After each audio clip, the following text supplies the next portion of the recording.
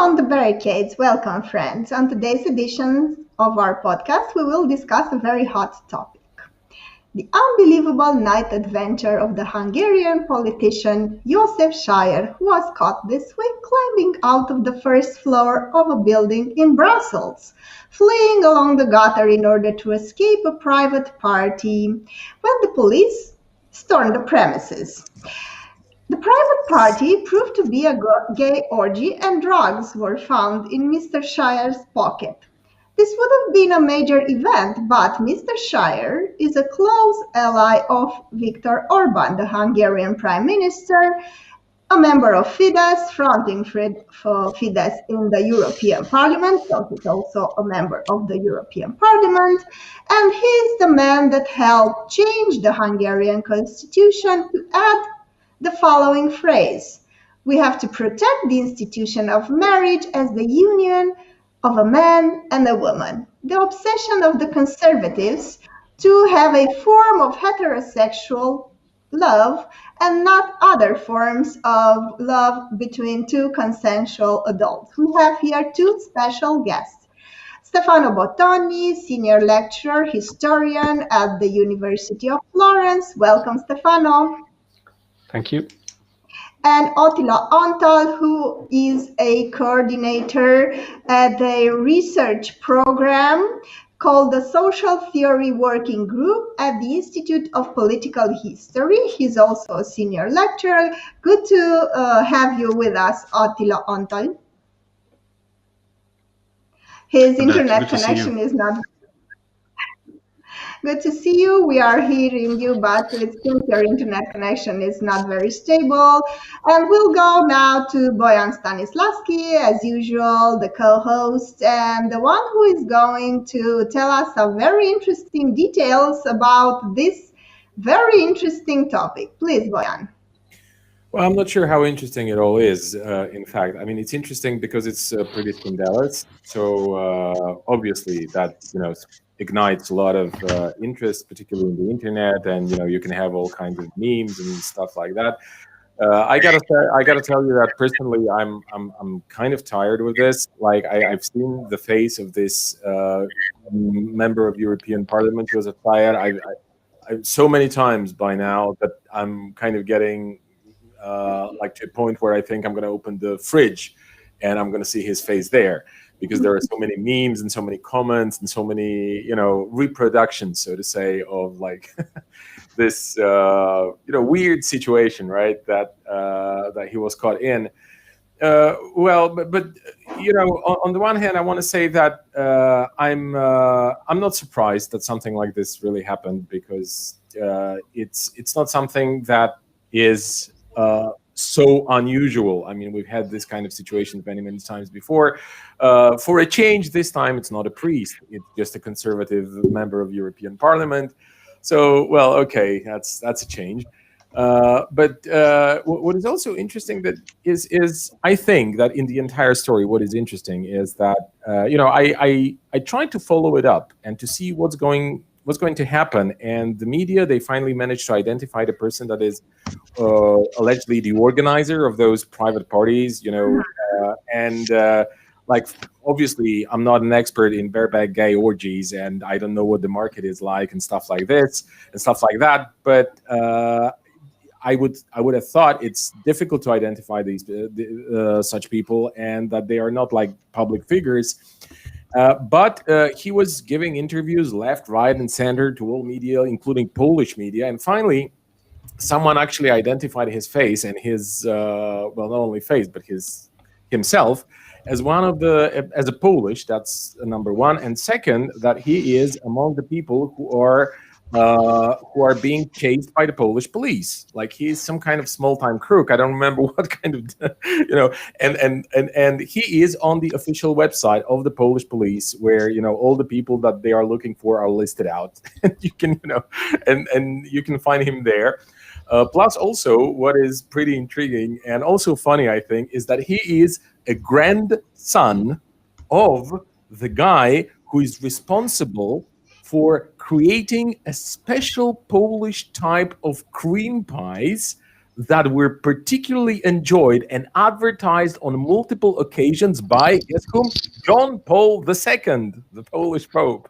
So, like, this is just all so funny and so strange. But and I read the interviews with that guy, and he's contradicting himself like many times, particularly when it comes to the point like how did it actually come about, the fact that the police entered the premise where the party was happening.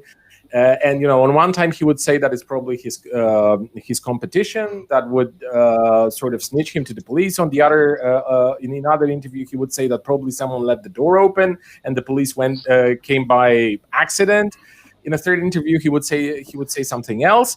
And I'm sorry, but to me, it just smells like he's some small-time crook from Poland organizing these sort of parties in Brussels, in the European Parliament, obviously inviting people from conservative backgrounds. That's what he said, by the way, in one of the Polish media that interviewed him, that like his most frequent guests are Polish and Lithuanian and Hungarian, politicians.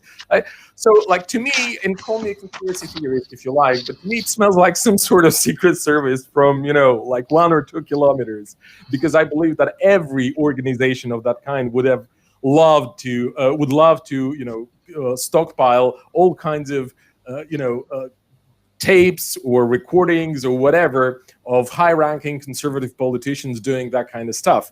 And the last thing I want to say is that a couple of days after the thing happened, I joked on Facebook that, you see, the gender ideology, the way the right-wingers explain that it actually works, because look at him. I mean, he is, this right-wing conservative person that finally must have gotten the virus of the gender ideology. And now, look at him. He goes to these gay orgies and stuff like this. And what happened a couple of days later, actually, this was a joke on my part. And what happened a couple of days later, a Bulgarian MP, a member of the parliamentary club of the ruling party in Bulgaria, he actually said it for real, seriously, meaning it in live television in Bulgaria. And he used the word that he contracted. He used the word contracted homosexuality in Brussels. And the very MP advocated that if we send people from Bulgaria to Brussels to be Euro MPs, then they should be there only for one term, because do you see what happens if they stay there for a longer period of time and they keep listening about, all these stuff. So, it's really, the plot is thick, although it's pretty funny and pathetic in a certain aspect. So, okay, thank you for the details. I'm pretty sure that in Hungary there were a lot of people debating this, but I want first, if Stefano wants to go first, or if Attila, I want you both to answer, what were your first thoughts when you heard about this? Who wants to go first? As Bojan said, it's not just a funny story. I was very sad. In fact, of course, I am very critical with the Hungarian authoritarian regime. First of all, I would like to clear it. It is an authoritarian regime, but this is a very, very sad story. Of course, it has been mentioned that there are a lot of memes on that. A person who is very, very funny because he's very similar to the Santa Claus gathering on and it's a huge tsunami on that. But deep side, in a deep sense, it's very, very sad. Because first of all, I would like to make it very clear that the sexual identity, choose one person's sexual identity is a private thing, and I'm very, very sure that Mr. Szajer tried to choose his sexual identity, even the fact that he has a wife and so on and so forth. Of course, it's cause, but I am pretty sure, and it is not an unprecedented phenomenon in Hungary, that a married man have a gay background. So my first thing here, that Mr. Szajer has the very right to choose his sexual identity. The second thing is goes to the deep Orban's regime, because in the last 30 years, it's a very, very phenomenon that Mr. Szajer and other people, gay people in the Fidesz, to hide their personal life, had to present as normal or a Fidesz compatible life. It's a tragedy. I would say it's a tragedy in this hypocrisy. It's very, very important in this level. And my last thing here, which was also remarkable to me, that this is a private thing to choose the sexual identity, but as Bojan said earlier, that Orban's regime made public debates on private life things. Take a look at the constitutional amendments in conjunction with banning the adoption in gay families. So it's a very, very important phenomenon, that what is on the one hand some level is a private thing, but in the work of the Orban regime, it made a public debate, and made a public phenomenon because of the nature of the Orban regime. So it's a very huge controversy, and at some point we can speak about that. But I am very skeptical how to crash this issue. The public support of the Fidesz, very, very huge and hard public support. But what about the moral side of the Fidesz? What about the moral side of the leading Fidesz politician? It has been crashed so much. So, Stefano, if you want to go, I totally agree that, in a way, I feel sorry for the guy, because now his life is in ruins. But at the same time, we live at a time where politicians can actually win elections by promoting a certain type of making love between two consensual adults. So what were your first thoughts when you heard about this affair, Stefano? The very first one, I have to admit, was laughing, and I had to laugh like most Hungarians. So for a lot of people here in Hungary that day, I don't really remember which was, maybe was Monday, something like this, or Tuesday, beginning of the week.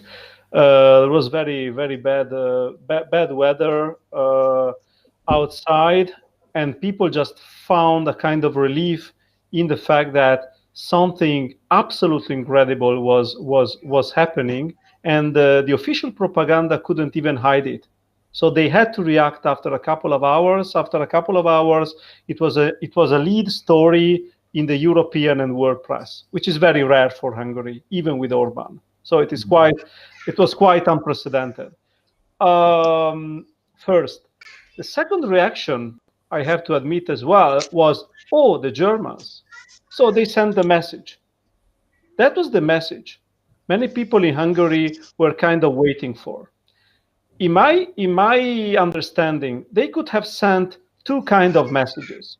The first, it is an economic one. For example, BMW canceling last minute the big new car plant in Debrecen because of COVID, because of new technologies, because of logistic problems, and of course putting the Hungarian authorities in a very, very unpleasant position. That could have been one kind of message, coming from the corporate business and from the political level as well. The second one is that kind of message. And that kind of message was like in all mafia families is, guys, we know a lot of things about you. Right. We know the dirty as well. We know the technique of compromat. This is a typical compromat, and we are able to use it against you if you continue like this. And like this, of course, was the issue of the Hungarian and Polish veto. And from everything Bojan said, it just confirmed me. You made a very, very, very nice chronology, putting in context the events. It is absolutely clear that the guy was hired by someone to organize it. And of course, people like Szajer. Szajer has been living in Brussels for almost 20 years. He knows everything and everyone in Brussels. His sexual inclination was absolutely an open secret in Budapest for decades. Mm-hmm. Everyone knew it. Even worse, I would say, because there were rumors about things with a penal relevance. So sex not always among adults. But that was a different situation. This is the most innocent fact. Of course, you have the COVID regulation, you have violated the quarantine, but can you imagine how many these kind of orgies are going on every weekend in a city like Brussels? I would guess a lot. And police never intervene because the Belgian police from the one side is not pretty known for his efficiency. And second, they are usually told what to do and what not to do. In this case, they were unusually told to be tough, to be rude, to be very decisive, and most importantly, to hit the only very important people, the very VIP in that congregation, who was incidentally Jozsef Szajer from MP from Hungary, because we don't know the names of the Poles.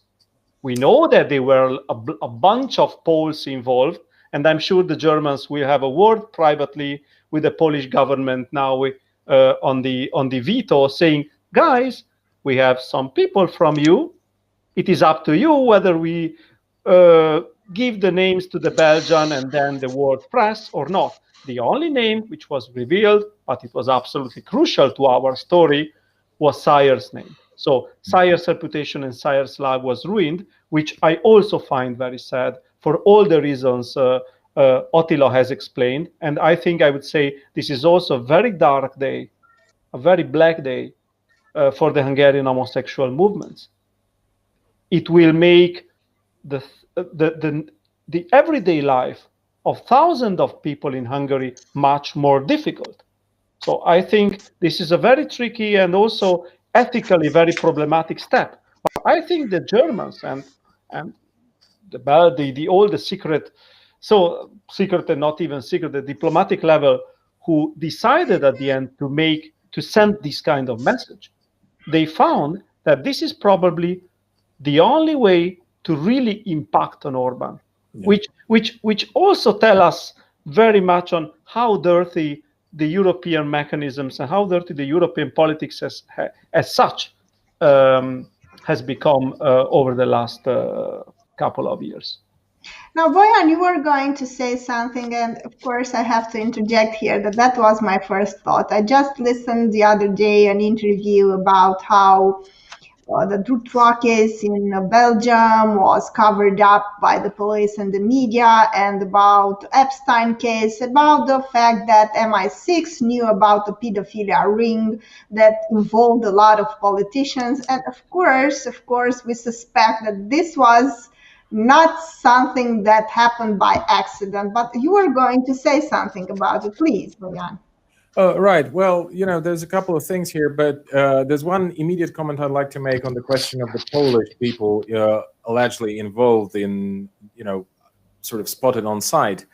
Well, that's true. We don't know the name of the Polish, and we are now not sure anymore whether any Polish were there. Like, the narrative has changed, which makes me think that the discussion that Stefano mentioned, that the Germans or whoever, high-ranking bureaucrats from Brussels could have had with the representatives of the Polish government, it could have already happened, and maybe there are some concessions already promised by the Polish side, because it switched.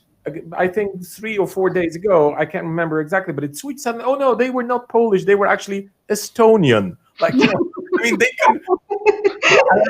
I understand that the Brussels police. I understand that the Brussels bloody police, Eastern Europeans. Doesn't matter.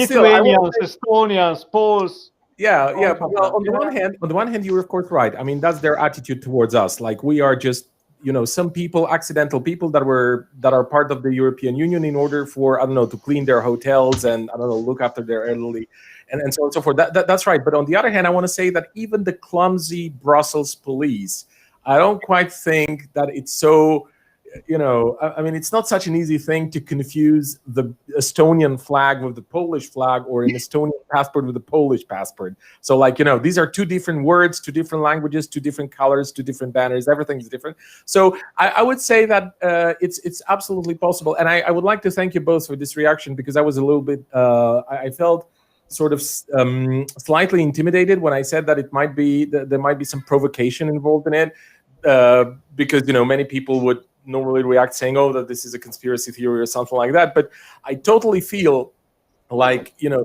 small-time crook from Poland organizing gay orgies in Brussels. Like, I don't know if there are many or little. I don't know what the market is. But, the question of the police and how they handled it, and the question of the guy not being able to put forward a comprehensive explanation of why did it actually happen that the police went in. As I said, in one interview, he would say that someone left the door open.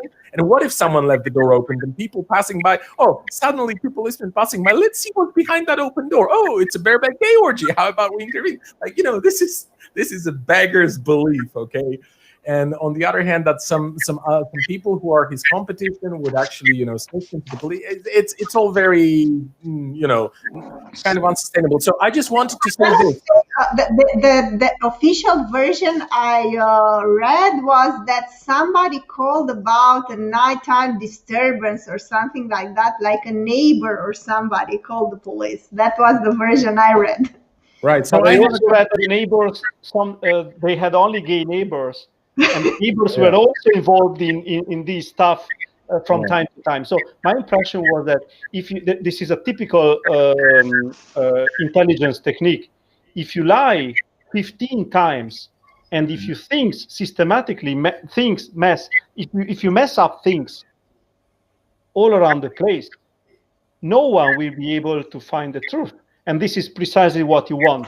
You want things to remain confused, and just to add unuseful details to cover up the true essence of things and of the problems. And I think that all the crazy declaration this guy has given over the past week, in my opinion, demonstrate that it was a kind of provocation, and they are trying to sending us on the bad traces once, twice, 3 times.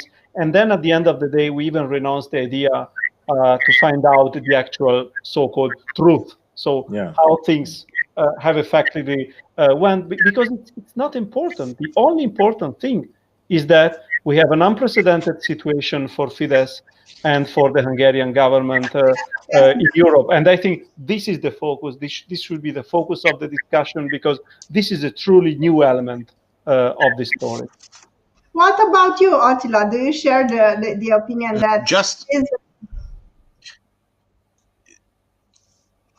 please comment. Just 2 things, and it would be important if you accept that it was a message, and I intend to accept this. This was a huge and very hard message. We should put an emphasis on who was the sender of this message. And I'm very skeptical that, for instance, the international or the German capital sent this message, because in the last years, take a look at that, from 2010 to 2018, the Orban government aided the German automobile sector approximately 150 billion Hungarian forint. So take a look at the accepted regulation on workplaces the accepted regulation against the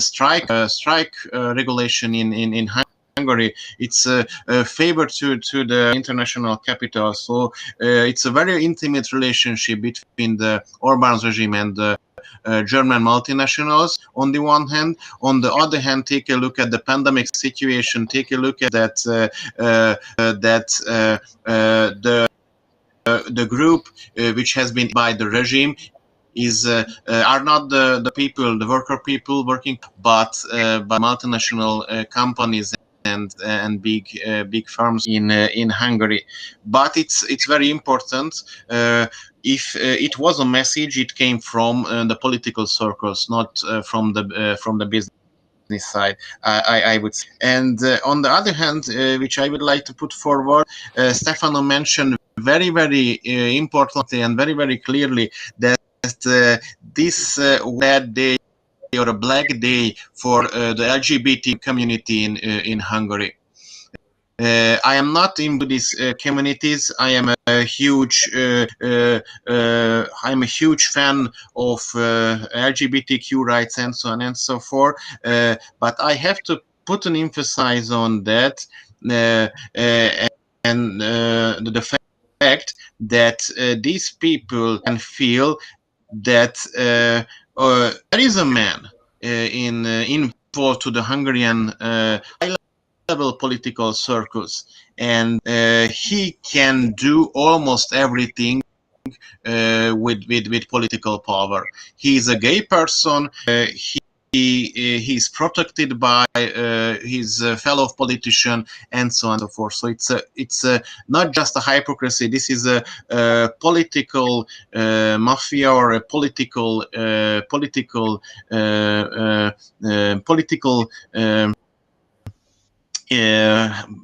circle of people who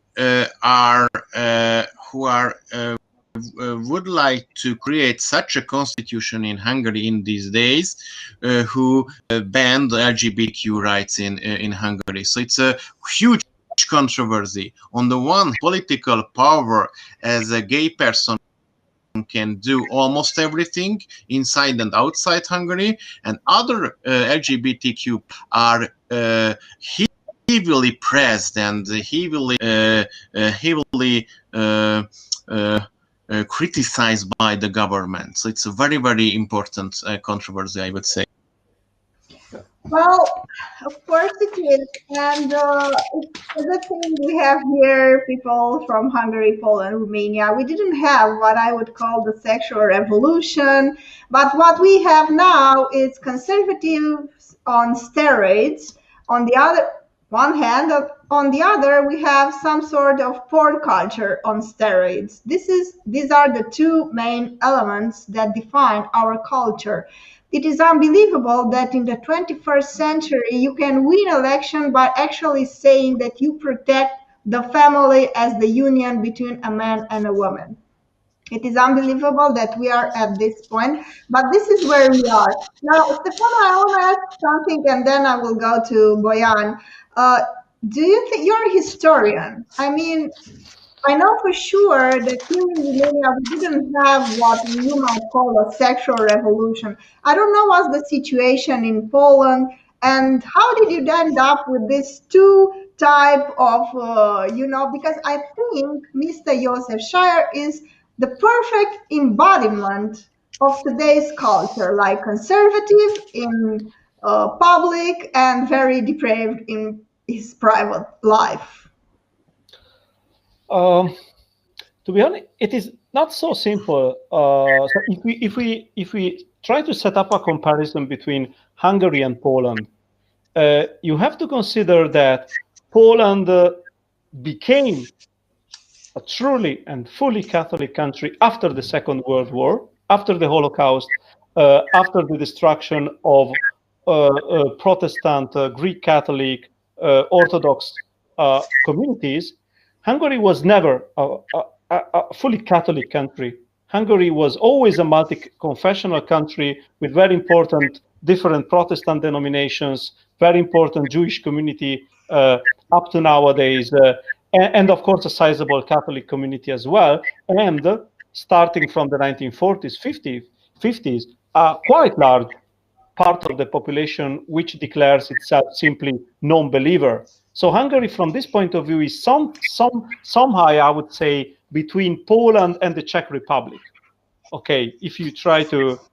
Another important thing, divorce or abortion. Abortion is still free in Hungary. It was never free in Poland under no governments. So neither under liberal governments, so-called liberal governments in Poland, the platform, the civic platform, did nothing to liberalize the abortion in Poland after the EU accession, and no one told nothing. So my point is that in Hungary there was a degree of sexual freedom that was probably minor than in East Germany, let's say in the 1980s, but it was definitely higher than in Poland. So in my understanding, what Orban is trying to do, which is also very tricky from a political point of view, is to restore an ideal Christian and conservative Hungarian society, but it was never like that. Hungary was always a very open, and don't forget that Jozsef Szajer or Tamás Deutsch or other people who could now be very easily pointed out for non-conformist, behavior, they were liberals. They were kind of, they were opposing, I would say, communism in the late 80s from a fully libertarian platform. So they were just as libertine and free people in every sense, like many other people in their 20s. They were socially, and from the point of view of values, not at all conservatives. They have been driven into conservatism by the evolution of Fidesz starting from the 1990s, and I don't know why, I'm not in their own soul or position. They have been increasingly identifying themselves with it, but I would say I'm pretty sure never fully. So when Jozsef Szajer said in his communique that he was resigning after a longer period of thinking about things or rethinking things, I also interpreted this like the fact that I'm not pretty sure that he can identify himself 100%, 24 hours a day with all the things he publicly represents. I'm not convinced. And it goes for Szajer, and I'm sure it goes for many people. And this is the paradox of Fidesz. Because they built up a very large political platform on the basis that your private life is basically your private life. It's not good to be homosexual in the public sphere, but we will not bother you in your private home. If they want to revert this, wow, it will be weird, because the Hungarian society is not, of course, the Dutch or the Belgian society from this point of view. It will never be, probably, but it is definitely more liberal in its understanding originally than other East European societies, let's say from Russia to other countries. It is in between, it's Central Europe. So I think it could be very problematic, but I'm not sure about it. It's just my guess. So, Bojan, you were going to, I think it's your turn to ask questions. Well, right. Before I ask questions, I've actually have there's a couple of points that our guests have made, and I'd like to offer my take on them. First, everything that Stefano said about the Polish Catholicism, obviously it is a kind of post-war thing in a way that, the Catholic fundamentalism was always there. I mean, it's been there also before the Second World War, but it was kind of confined by many other, religious communities. We've had tons of Jews here, we've had Protestants and Orthodox and so on and so forth.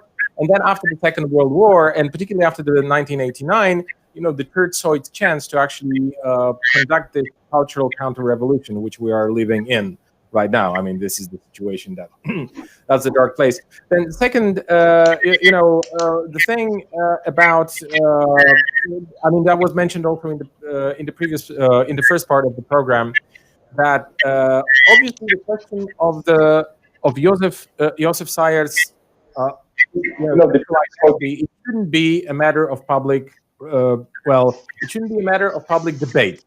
And I generally, on the one hand, again, like Stefano, it was funny in the beginning, but then when you come to think about it, why is it so popular? Because we have this, and that probably is in a way reflection of the culture that Maria, you described as like it's slightly super porny, and on the other side it's like it's all about this. It's all about whether there are two men or two women or men and women. It's just sexualization of politics, which I'm generally speaking against. I mean, like we have to finally start debating real issues and policies, and not like sexual elements that are somehow entering this or other way the public sphere. But this is a situation which actually requires some kind of insight, because Maria, you said it that on the one hand, and our guest, you also said it that it's a kind of it's a peculiar situation, because you have this this high-ranking politician of a populist conservative party that is establishing or has established an authoritarian regime, and that is running on these issues like gay marriage, no; family, heterosexual family, yes; conservative traditional values, yes; church, yes; and so on and so forth. And then something like this happens, and on the one hand it's tragic, on the other hand it's just revealing. It says a lot, but it also reveals, in my opinion, this important part of the political culture of these conservative circles like Fidesz or the Law and Justice in Poland, is that as long as you are there, as long as you are a white male in power, particularly conservative one, you can do whatever you like. You can go against anything that you preach, because it's just your privilege, whatever you want to call it. So they can do whatever they like. And I want to also say that in my opinion, for all we know, Stefano, I totally agree with you. For all we know, Orban used to be a kind of hipster, right? In the beginning, his past, like liberal, libertarian, whatever we want to call him. Like, sorry, all of them were. All of them were. Yeah, all of them were. That was the culture in the late 80s, early 90s. Right. It was absolutely normal for them to be like this. Sure. So now I want to say that Kaczynski, who is now, the head of the Catholic fundamentalist, government. I mean, technically speaking, he's not the prime minister, but he's really ruling everything here. He used to be part of the left-wing opposition against the Polish People's Republic. Okay, so this is how far he went. And why is it? It's because, and that's my observation. I don't have the data to support my thesis in a way that I never did any research. But for me, it's not matter only of hypocrisy. It's also a matter of the kind of the cynicism, in a way that they're completely cynical. For example, Kaczynski doesn't give a round damn F about abortion, gay rights, or anything like that. He just wants power, and in his opinion, everything he observed sort of told him that the only conclusion, if he wants to get to power, is to posture as a hardliner, conservative, semi-authoritarian, slightly fascist at times, hardcore nationalist, that this is going to bring him some scores, some points, and it did. So now he's just following up on all of these things. But had the situation been different, I'm sure he would have presented a different profile. It's just that we ended up where we are, and we can discuss till the cows come home. Why is this? Is this the failure of the system? Is this the failure of the left? Whatever happened, but they are they are not going to change anything. Like if anyone counts on the fact that, for example, the case of Jozsef Szajer, or had there been any Polish diplomats, in fact, in this premise where the order took place, and if they had been revealed, if that had changed anything in terms of the political profile of the organization that they belong to, I don't believe it would have the slightest impact. The only thing that the leadership of these organizations would focus on is how to sort of reclaim their name and regain the narrative against gay people. The witch hunt narrative could be against gay people, could be against women, like in Poland in the most recent events, right? Or against the youth, for that matter. I mean, you can have all kinds of groups that you're going to scapegoat, or the Russians, right? So it's something that these people, they will occasionally pay the price. This Jozsef Szajer, okay, of course I agree that it's pretty tragic moment for him personally, probably, and pretty tragic moment, I don't know, maybe for his family, friends, I don't know. But it's also like when you go down that road, you will eventually be caught. I mean, this is especially if you're going public with everything, with what you're doing, like public in a way you take part in public parties, like where, I don't know, dozens of people participate, then obviously you cannot have a secret that is going to be carefully hidden by a growing community that you're engaged with. And occasionally, as much as I kind of feel it's not okay to play with his sexual identity and stuff like that, I'm sorry, like, you shouldn't have gone down that road, particularly if what Stefano says is correct, that it was their choice. It was their choice because they wanted to get into politics, and they did get into politics running on this. Well, the last topic I want to discuss with you is the following. How do you think we ended up in this situation where there are so many important topics, and yet we discuss about private life, and we are seeing here some people and activists who try to say that we have to have some sort of sexual democracy, and the church should no longer be the one institution that dictates in our bedroom. While on the other hand, we have politicians that support the idea that the church should be, again, the one that dictates and should guide our lives. This is a very toxic, I would say, political culture, a very, very toxic battle, because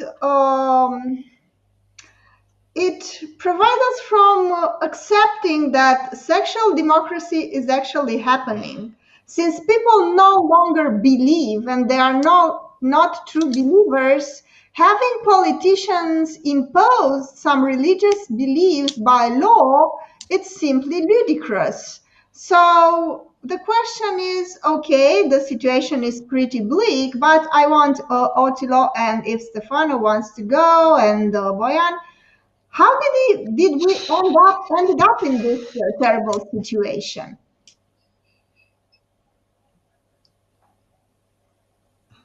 Can you hear us, Attila? Do you want to say something?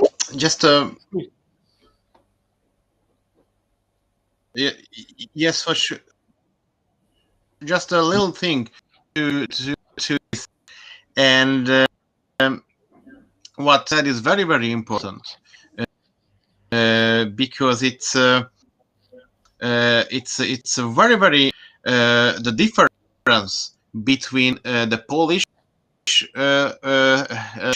thing and the Hungarian one, because this cultural conservatism and the Christian values are much more authentic position from the Polish side, and this Szajer, that this Christian democracy delivered by Orban is just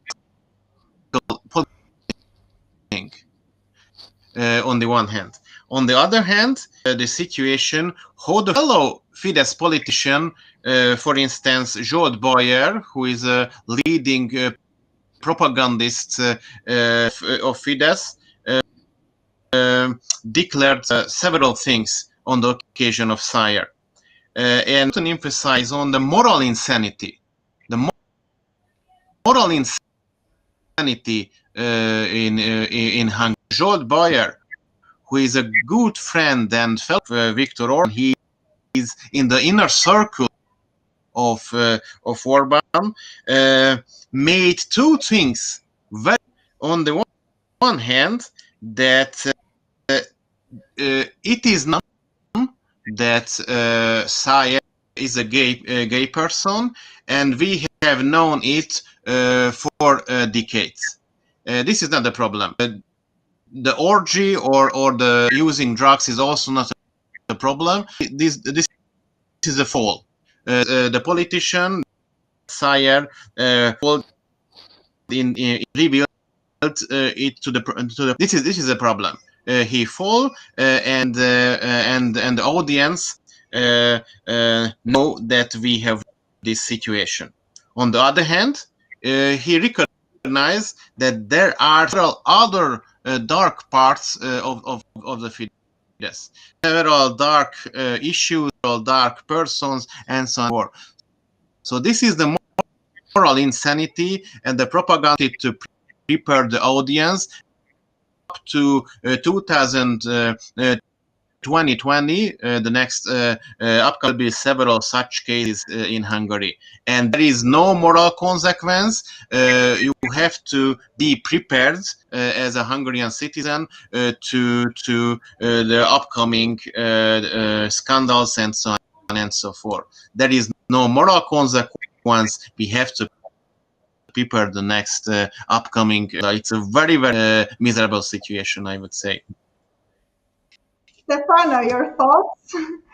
First of all, how do you think we ended up in this situation where we discuss such trivial issues? Like, I think the guy,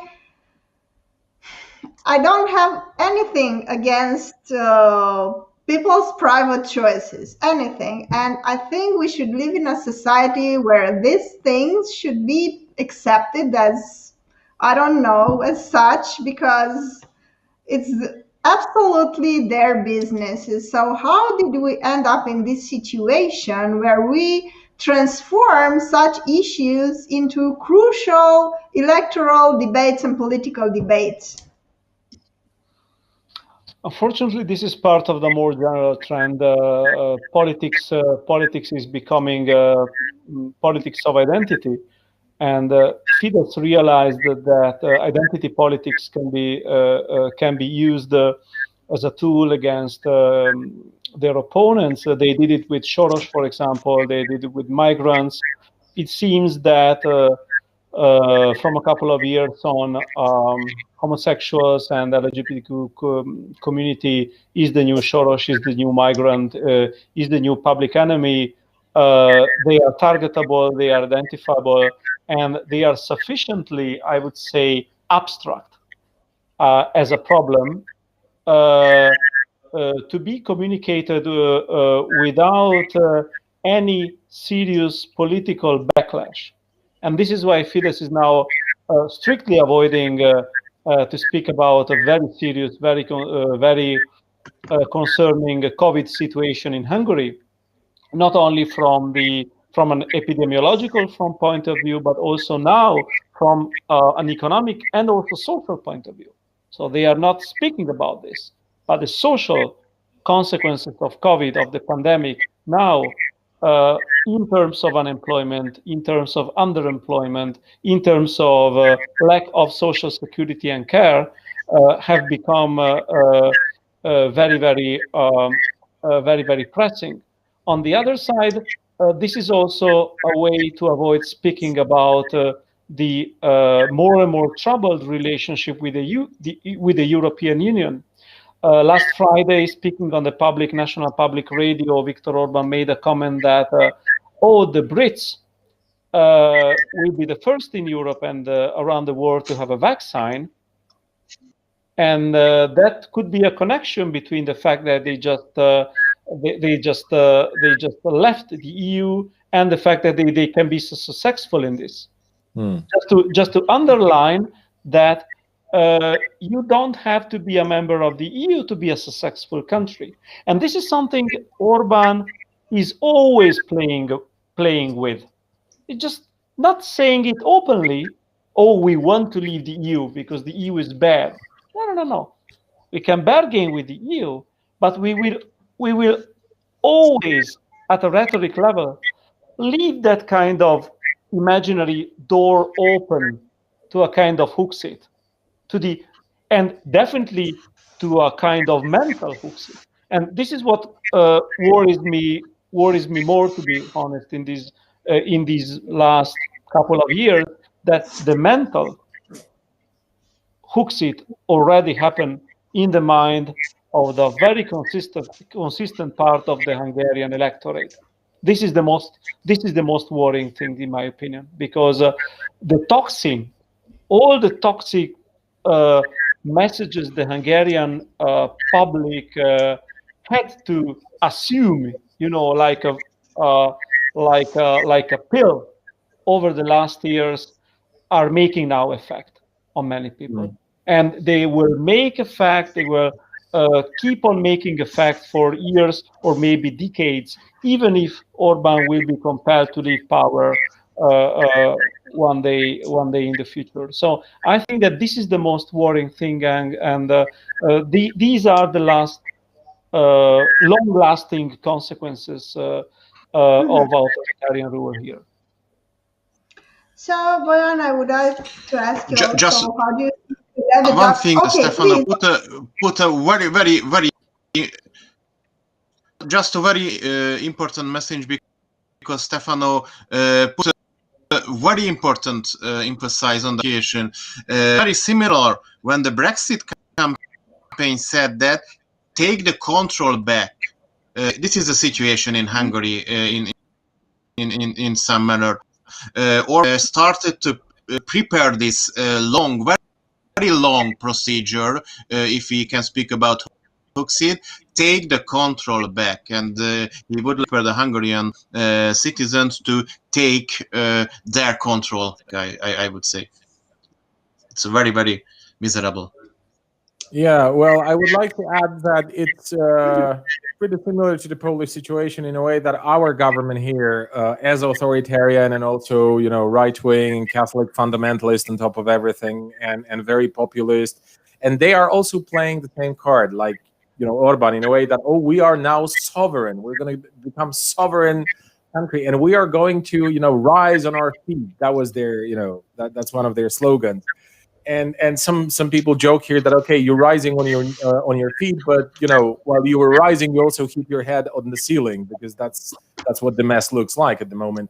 And that's exactly this. One of the most falsified notions is that this reference to Brexit. Okay, this is that they always they like to refer people like Orban or Kaczynski. They like to refer to Brexit, and it also empowers them, because in the superficial public perception, this is something that you can easily do. And while people like Kaczynski and Orban speak about potential Polexit, well, they don't do that, like as our guest said, like they don't do that in a direct manner, but they are kind of hinting at it. They're trying to sort of subconsciously, on some subconscious level, intertextual level, convey this message. But the one thing that they conveniently skip to tell you is that the United Kingdom is the 5th largest, or I don't know, 6th maybe, largest economy in the world, and they went, they're no longer part of the European Union. Oh my God, I can't drink my rakia in the afternoon because of that. Like, and we are a peripheral country, kicked badly by the restoration of capitalism. And like we are still in this trauma, okay, like barely trying to sort of cope with the entire situation, with the poverty, with the cultural counter-revolution, with the Catholic fundamentalism, with all these pathologies that were born in 1989 and are now sort of detectable already. Like, Catholic fundamentalism in Poland is no more a newborn baby that everybody thinks, oh, it's so cool, who's the bougie goo? Yeah, nice cross, nice priest, fantastic culture and stuff like that. No, now it's dangerous. Now it's here to you know to do its job, okay, what it's designed for, which is to subordinate society to all kinds of conservative nonsense in order to make the society obedient, even when it's poor. Okay, so just finishing, I want to say that there's a plenty of factors here in our countries that brought us to this dark place where we are in. And I don't think that probably would have to have like another 2 or 3 programs dedicated to this in order to be able to draw some very concrete and specific conclusions that we could later work on. But I want to say that in fact, this is also a proof that we have actually assimilated in the Western political kind of sphere, because all this that is happening throughout Eastern Europe is also happening in the West. If you take a look at the right-wing authoritarian tendencies within the European Union, which started, it's not a new thing. Even if you look what they did to Greece, for example, that's just one example. But there's plenty other. Look at what's happening in France with the regime. They like to use this word of Macron, this neoliberal, extremist puppet, okay, who has been exercising violence against the protesters, for people protesting on the streets of Paris and other urban centers, and not only, also in the province, for 2 years now. A kind of violence that you can easily compare with what's been going on in Belarus for the last, couple of months, right? And everybody's okay with it. Okay, no speak of authoritarianism, no speak of like right wing or whatever wing, like but the kind of regular talk, the mantra about human rights and so on and so forth, right? So I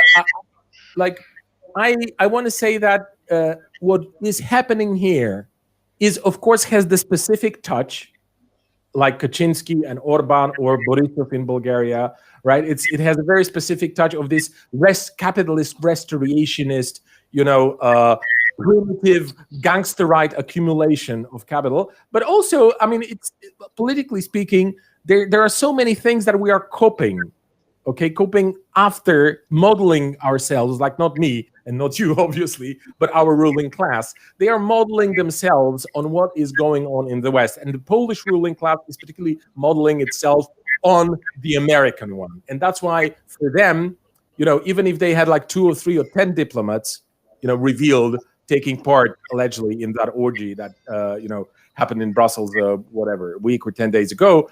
Well, that is not even remotely, that wouldn't have been even remotely such a bad news for them as the fact that Trump lost the elections, because they have put all their eggs in that one basket. Okay, gentlemen, any final thoughts? But keep it short, because I feel you have something to say, but please keep it short because we've been talking for almost an hour. So please, Stefano. Okay, thank you. I go first, and the last sentence is Boyan was definitely right. We are very much linked in Central Eastern Europe to the processes ongoing in the West, and I would say that we are not only copying. As some scholars say, Eastern Europe has been providing consistently a model for neoliberal policies and the implementation of anti-worker legislation and of a conservative or counter-revolutionary social culture throughout Europe. So I would say that the relationship is very much embedded and it's intertwined.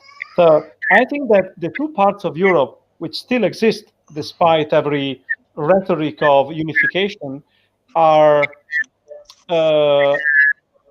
studying each other and they are inspiring each other. Unfortunately for us, they are not inspiring for what concerns the best parts, but as we can see, for the most deteriorated part of the European project. So, Attila, your final thoughts, if you have something to share with us. Just one thing, because it would be very important. Who was hypocrites in this story, just Mr. Szajer or the Fidesz itself. I would say, because I propose that the European Union itself, because up to now the European Union financed the authoritarian Hungarian regime, and at a certain point the legal requirement, the rule of law requirements has become much more important. A problem has arisen. What we can do with the authoritarian regime is, so we have to reconsider the liberal framework of the European Union. And the Orban regime put an emphasis on that there is a huge neoliberal regulation and huge neoliberal European integration process, which is also blind to the rule of law requirements and several European values, and it's a huge controversy. And I would like to say that the Orban regime is a living controversy inside of the European Union, because on the one hand, it has been financed the EU up to now. On the other, the European values, the so-called European values, have been crashed by the regime and the European Union itself. So it's a very, very important controversy, and I propose that the following years and decades, how we can cope with this controversy inside Hungary, also at the European level as well.